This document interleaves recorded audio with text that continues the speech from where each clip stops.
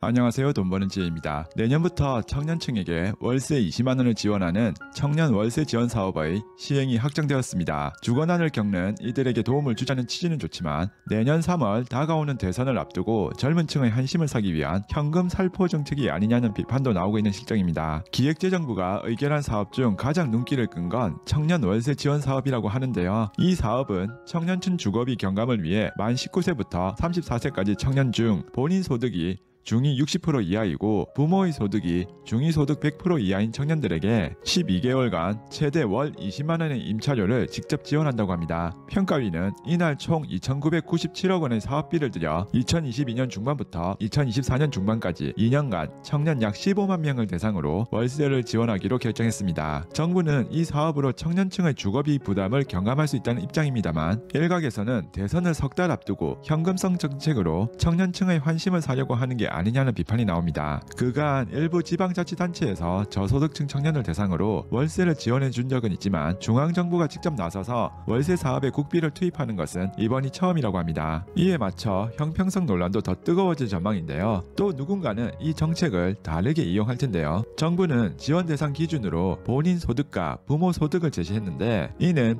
소득이 적거나 없는 청년이 부유한 부모와 세대 분리를 하는 방식으로 얼마든지 무력화할 수 있기 때문입니다. 정부가 2년간 약 3천억 원에 달하는 현금을 월세에 직접 투입하는 만큼 이에 맞추어 임대료 상승이 유발될 수도 있습니다. 앞서 국회 예산정책처는 2022년도 예산안 분석 보고서를 통해 이 같은 이유로 청년 월세 지원 사업을 보완할 필요가 있다는 의견을 냈다고 합니다. 정부가 이번 사업을 예비 타당성 조사 면제 대상에 넣은 것과 관련해서도 총 사업비가 3천억을 넘기면 국가재정법에 따라 예비 타당성 조사를 실시해야 하지만 앞서 정부는 지난 8월 긴급한 경제 사회적 상황 대응과 국가 정책적 추진 필요를 이유로 이 사업을 예타 면제 대상에 포함했다고 합니다. 이와 함께 정보 하나 더 드리겠습니다. 부동산 중개 스타트업 집토스는 총 1억 원 규모의 청년 월세 지원 이벤트를 진행한다고 밝혔습니다. 정부 정책과 같은 시점에 발표했는데요. 집토스는 이번 이벤트를 통해 총 1억 원 규모 월세 지원금을 매달 40명씩 최대 50만 원까지 전달할 예정이라고 합니다. 지원 대상은 올해 11월부터 2022년 3월까지 약 5개월 동안 집토스 직영 부동산에서 월세 임대차 계약을 진행한 고객 200명이라고 합니다. 이번 이벤트는 지난 10월 시작한